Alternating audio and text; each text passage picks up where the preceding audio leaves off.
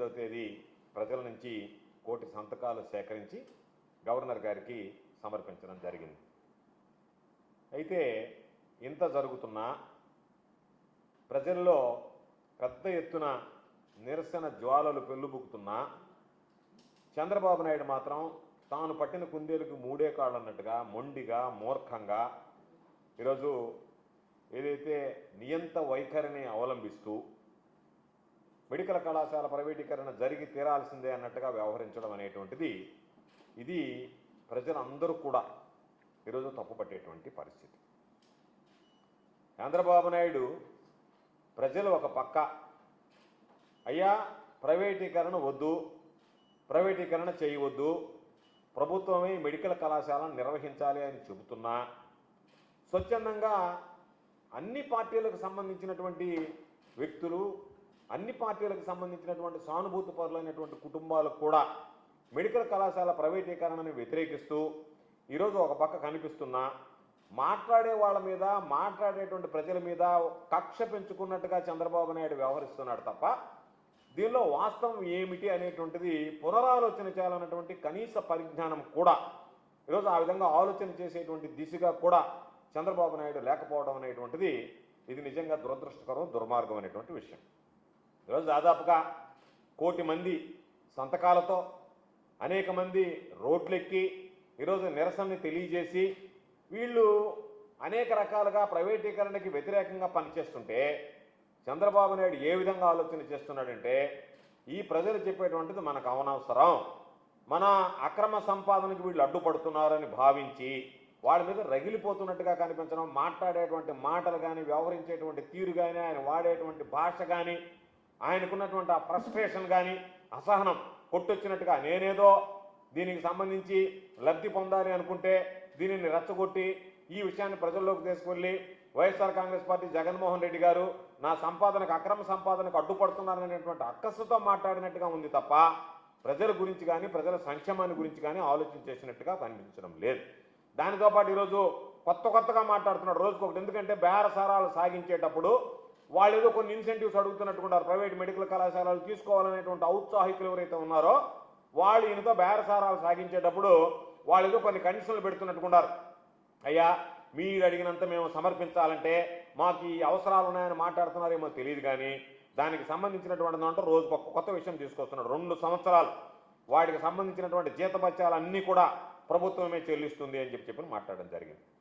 దానితో పాటు ఇప్పుడు ఒక అడుగు ముందుకేసి ఒకవేళ అప్పటికి నష్టం వస్తే వైబిలిటీ గ్యాప్ ఫండింగ్ కింద మీకు వచ్చినటువంటి నష్టాన్ని కూడా మేము భర్తీ చేస్తామని చెప్పి ఈరోజు చంద్రబాబు నాయుడు దానికి హామీ ఇవ్వడం జరిగింది.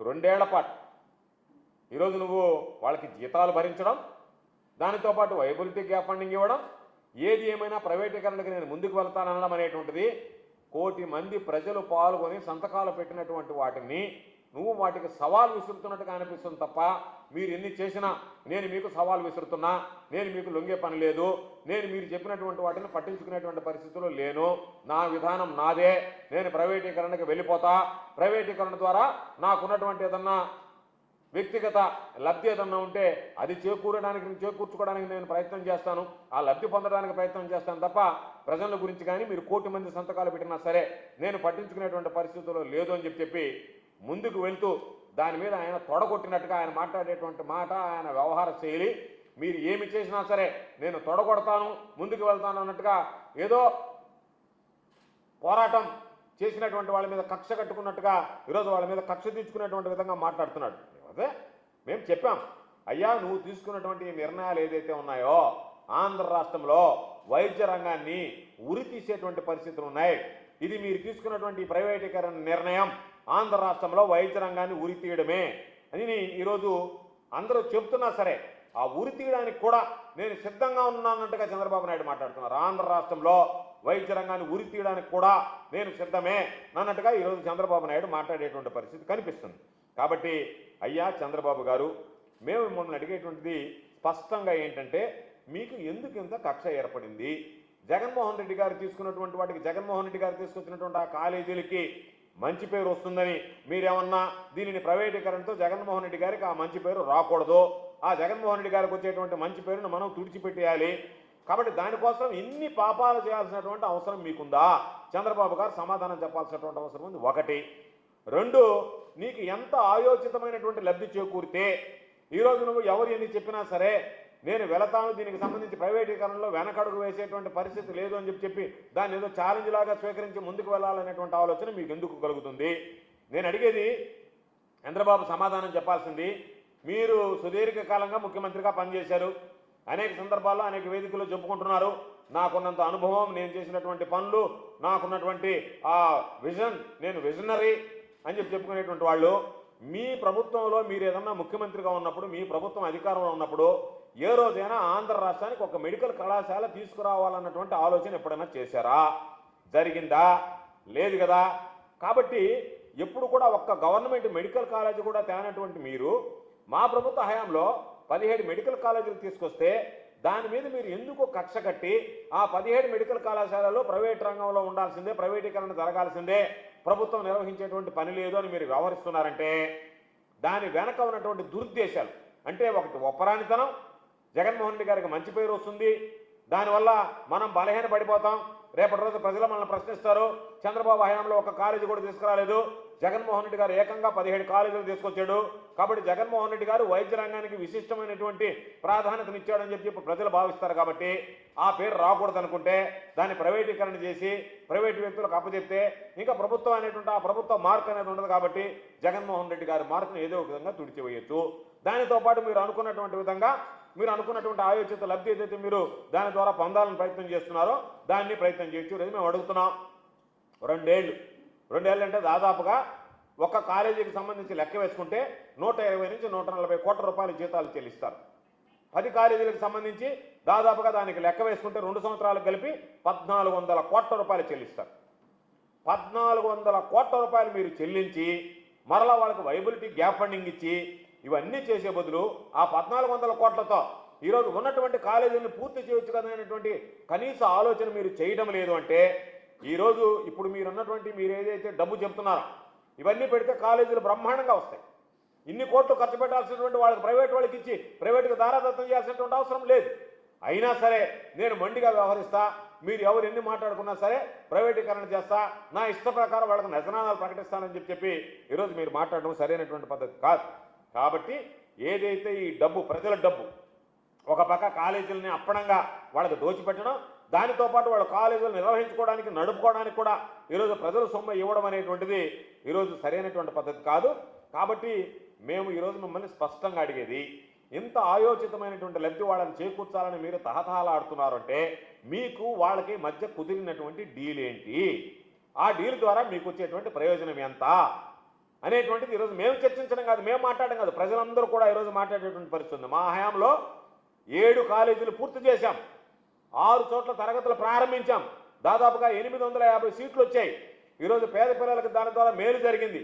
దానితో పాటు ఈరోజు పీజీ సీట్లు కూడా మంజూరవుతున్నాయి. కాబట్టి అటువంటి పరిస్థితుల్లో ప్రజలకు సంబంధించి జగన్మోహన్ రెడ్డి గారు తీసుకొచ్చినటువంటి మెడికల్ కాలేజీల ప్రయోజనాలు కూడా ప్రతి ఒక్కరికి కనిపిస్తున్నాయి. ఈరోజు వైద్యం, విద్య అనేటువంటివి అందుబాటులోకి రావడం జరిగింది. తక్కువ ఖర్చుతో వైద్యం అందుతుంది, తక్కువ ఖర్చుతో ఈరోజు మెడికల్ విద్యను అభ్యసించడానికి పేద విద్యార్థులకు అవకాశం వచ్చింది. కాబట్టి మీరు ఎందుకు వాటిని ఇంత ఉపయోగకరమైనటువంటిది, 10 మందికి మేలు చూపించేది, సమాజానికి విద్య వైద్యాన్ని అందించేటువంటి కాలేజీలని అడ్డగోలుగా ఎందుకు అమ్మేయాలనుకుంటున్నారనేటువంటిది, అది కాక అమ్మేయడమే కాకుండా ఉచితంగా ఆ ప్రైవేట్ యాజమాన్యాలకి జీతాల మీద, వైబిలిటీ గ్యాప్ ఫండింగ్ మీద నజరాలు ఇచ్చి వాళ్ళకి ఎందుకు మీరు అండదండలు అందించాల్సినటువంటి అవసరం వచ్చింది? 1000 కోట్ల రూపాయలు ఉచితంగా ఎందుకు ఇవ్వాలనుకుంటున్నారు? ఇది అన్యాయం కాదా? ప్రజలకి మీరు ద్రోహం చేసినట్లు కాదా? దీనికి సమాధానం చెప్పాల్సినటువంటి అవసరం లేదా? మొన్నేమో పార్లమెంటరీ స్థాయి సంఘం చెప్పిందన్నారు, ఈరోజేమో కేంద్రం చెప్పిందని ఒకరోజు మాట చెప్తున్నారు. అంటే మీరు మనసులో ఉన్నటువంటి వాటిని ఎవరెవరో చెప్పారన్నట్టుగా వాళ్ళందరికీ దాన్ని ఆపాదిస్తా, అవన్నీ లేనిపోయినటువంటి అన్నింటిని మీరు జోడించుకుంటా, మీరు ఊహించుకుంటా, ఆ ఊహించుకున్నటువంటి వాటిలన్నీ వాళ్ళు చెప్పారు వీళ్ళు చెప్పారని చెప్పి ఈ సమాజంలో ఉండేటువంటి వాళ్ళని తప్పుదావ పట్టించి ఒక దుష్ప్రచారం చేయడానికి కొంతమంది మీడియాని మీరు పోగు చేసుకొని ఈరోజు చేసేటువంటి ప్రయత్నాలు ఏదైతే ఉన్నాయో మీరు ఒక్కసారి ఆత్మ పరిశీలన చేసుకోండి. ప్రజలు ఈ విషయంలో మిమ్మల్ని తీవ్రంగా వ్యతిరేకిస్తున్నారు, తప్పుపడుతున్నారు. మీ దీని వెనక ఉన్నటువంటి లబ్ధి ఏంటి, మీ స్వార్థ ప్రయోజనాలు ఏంటి? ప్రజా ప్రయోజనాలను వదిలిపెట్టి చంద్రబాబు ఎందుకు స్వార్థ ప్రయోజనాల కోసం పోరాడుతున్నాడు, స్వార్థ ప్రయోజనాల కోసం ప్రాకులాడుతున్నాడు, మొండిగా వ్యవహరిస్తున్నాడు అనేటువంటిది ఈరోజు ప్రజలందరూ కూడా చెప్పేటువంటి విషయం. అందుకనే మేము చంద్రబాబు నాయుడుని సూటిగా ఒక మాట్లాడుతున్నాం. చంద్రబాబు నాయుడు రకరకాల మాటలని చెప్తున్నాడు. ఎక్కడైనా ప్రభుత్వ రంగంలో పెట్టినటువంటి మెడికల్ కళాశాలలని, ప్రారంభించినటువంటి మెడికల్ కళాశాలలని దేశంలో ఎక్కడైనా ప్రైవేటీకరణ జరిగిందా? ప్రైవేటు సంస్థలకు అప్పగించారా?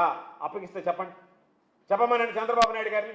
ఇదిగో ఈ పలాని కాలేజీ ప్రభుత్వ రంగ సంస్థలో ఈరోజు ప్రభుత్వం నడుపుతూ దాన్ని ప్రైవేటీకరణ చేశామని చెప్పని. ఎక్కడా లేనటువంటి సాంప్రదాయం, ఎన్నడూ జరగనటువంటి సాంప్రదాయం. ప్రభుత్వ రంగంలో కాలేజీని ఎక్కడైనా ప్రైవేటు వ్యక్తుల నిర్వహణకి ఇచ్చారా? అదన్నా చూపండి. మీరు ఏదైనా ఉంటే చెప్పండి, ఇదిగో ఇది జరిగిందని చెప్పి చూపించండి. కాబట్టి వైద్య రంగంలో మన రాష్ట్రం కన్నా ముందు వరుసలో ఉన్నటువంటి అనేక రాష్ట్రాల్లో కూడా ఇది ప్రభుత్వ కాలేజీలు ఏదైతే ఉందో వాటిని ఎక్కడన్నా ప్రైవేట్కి ఇచ్చారా? ప్రైవేటీకరణ అనేటువంటిది జరిగిందా? ప్రైవేటీకరణ ఎక్కడన్నా చేశారా? దీనికి సమాధానం చెప్పడంలే. ఎంతసేపటికి నేను అనుకున్నటువంటి ధోరణే. దేశంలో ఎక్కడా లేనప్పుడు, ఎవరు దాన్ని చేపట్టినప్పుడు, దానివల్ల ఉపయోగాలు లేవు అని చెప్పి నిర్ధారించుకొని ఆ దిశగా అడుగులు వేయినప్పుడు మీరు ఎందుకని ఆ విధంగా పనిచేయాలనుకుంటున్నారు? ఇక్కడ మీరు ఎందుకు ఆంధ్ర రాష్ట్రంలో ఆ పని చేయాలనుకుంటున్నారు? దాని అర్థం మీకు వచ్చేటువంటి కమిషన్లు మీకు సంబంధించినటువంటి వాళ్ళకి దోచిపెట్టాలనేటువంటి దుర్మార్గమైనటువంటి ఆలోచన, కుట్ర మీలో ఉందా లేదా? కాబట్టి ఇవన్నీ మేము మాట్లాడడం కాదు, అనేక ప్రతిపక్ష పార్టీలు, మీకున్నటువంటి కూటమితో ఉన్నటువంటి పార్టీలు మాట్లాడుతున్నాయి, మీతో జతకట్టినటువంటి పార్టీలు మాట్లాడుతున్నాయి. మీతో జతకట్టినటువంటి మీ పార్టీలకు సంబంధించినటువంటి సానుభూతి పనులు ఈరోజు కోటి సంతకాల సేకరణలో పాల్గొన్నారు. ఈరోజు ఎక్కడో వాజ్పేయి గారి విగ్రహావిష్కరణ సభలో మాట్లాడావు. ఏం మాట్లాడావు? ఈరోజంతా నేను చాలా హుందాగా రాజకీయాలు చేసినటువంటి వాడిని, అంత హుందాగా రాజకీయాలు చేశాను, వాజ్పేయితో రాజకీయాలు చేశాను, అటువంటిది ఈరోజు చిల్లర రాజకీయాలు చూసి మాట్లాడుతున్నాను అని చెప్పుకున్నావు. బాగానే ఉంది. ఈ రోజు నువ్వు చిల్లర రాజకీయాలు అన్నావు. దానికి సంబంధించి వాజ్పేయి గారితో నువ్వు రాజకీయాలు చేసావు. వాజ్పేయి గారితో నువ్వు ఎలాంటి రాజకీయాలు చేసావు ఒక్కసారి గుర్తు తెచ్చుకో. లేదంటే నేను గుర్తు చేస్తాను, ఒకసారి నెమరు వేసుకో జ్ఞాపకాలు. 2004కు ముందు వాజ్పేయి గారిని ఆయన ఇంకా 6 నెలల సమయం ఉందంటే, లేదు ముందస్తు ఎన్నికలకు రావాల్సిందని చెప్పి పట్టుబట్టి 6 నెలల ముందు ఎన్నికలకు తీసుకొచ్చి ఆ ఎన్నికల్లో నువ్వు అధికారం కోల్పోవడమే కాకుండా కేంద్రంలో వాజ్పేయి అధికారం కూడా, వాజ్పేయి గారి ప్రభుత్వం ఆ రోజుకు అధికారం కోల్పోవడానికి కారకుడు నువ్వు కాదా? నీ స్వార్థం కదా? 2004 తర్వాత ఎన్నికల్లో ఓటమి పాలైన తర్వాత ఆ రోజు వాజ్పేయి గారు ప్రభుత్వాన్ని వదిలిపెట్టి 2009లో ఇతరులతో దత్తకట్టినటువంటి వాడు నువ్వు కాదా? ఇవి చిల్లర రాజకీయాలు కాదా? ఏ ఎండగా గొడుగు పట్టేటువంటి నువ్వు ఈరోజు చిల్లర రాజకీయాల గురించి మాట్లాడుతున్నావు, వాజ్పేయి గారితో గురించి మాట్లాడుతున్నావు. దీన్ని చిల్లర రాజకీయాలు అంటారా? నీకు ఇష్టం వచ్చినప్పుడు వాళ్ళతో స్నేహితం చేయడం, తర్వాత వాళ్ళని విమర్శించడం, వాళ్ళకి దూరం జరగడం, మళ్ళీ నీ అవసరాలు ఉంటే వాళ్ళ దగ్గరికి వెళ్ళడం. మరలా నువ్వేం చేసావు? 2009లో దూరం జరిగావు. నువ్వు అధికారంలో ఉన్నప్పుడు ఏం మాట్లాడావు? మోడీ అనేటువంటి వాడు ఆంధ్రాకు వస్తే అరెస్ట్ చేస్తానన్నావు. 2014లో మోడీ దగ్గరికి వెళ్ళారు. మోడీ దగ్గరికి వెళ్ళి మరలా మోడీతో జతకట్టారు. జతకట్టి ఎన్నికల అధికారంలోకి వచ్చావు. అధికారంలోకి వచ్చిన తర్వాత కొద్ది రోజుల తర్వాత ఆంధ్ర రాష్ట్ర అసెంబ్లీలో నువ్వు మోడీని గురించి ఏం మాట్లాడావు? ఢిల్లీలో జంతర్ మంతర్ దగ్గర ధర్నా చేస్తూ ఆయన వ్యక్తిగత విషయాల గురించి ఏ విధంగా నువ్వు విమర్శించావు? 2014 తర్వాత జరిగినటువంటి సంఘటన 2014లో అంటకాగినటువంటి నువ్వు ఆ తర్వాత ఏ విధంగా విమర్శించి మరలా 2019లో దూరం పెట్టి 2024లో ఈరోజు మోడీ గారిని కలిసి నువ్వు మారలే. నువ్వు చంద్రబాబు నాయుడే కదా, మోడీ గారు నరేంద్ర మోడీ గారే కదా. ఆ రోజు ఆయన నువ్వు నీ నోటితోనే కదా తిట్టావు, నీ నోటితోనే కదా దూషించావు, నీ నోటితోనే కదా తోలరాడావు, నీ నోటితోనే కదా విమర్శించావు. ఆ నోటితో విమర్శించినటువంటి వాడివి ఈరోజు మరలా పొగుడుతున్నావంటే నీ 2 నాలుకల ధోరణి, 2 కళ సిద్ధాంతం, నీకన్నా చిల్లర రాజకీయాలు చేసేటువంటి వాడు ఈ భారతదేశంలో ఎవడన్నా ఉన్నాడా? జగన్మోహన్ రెడ్డి గారి గురించి నువ్వు మాట్లాడతావా? జగన్మోహన్ రెడ్డి గారి రాజకీయాన్ని గురించి మాట్లాడేటువంటి హక్కు నీకుందా?